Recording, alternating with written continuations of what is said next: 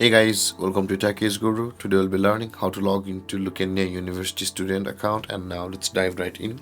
Now to log into your Lukenya University student account, first open up your preferred browser, as I have already opened the Google Chrome, and in the search bar click over there and type in the address Lukenya University.ac.ke and hit on enter, and then you'll be redirected over here on the homepage of Lukenya University.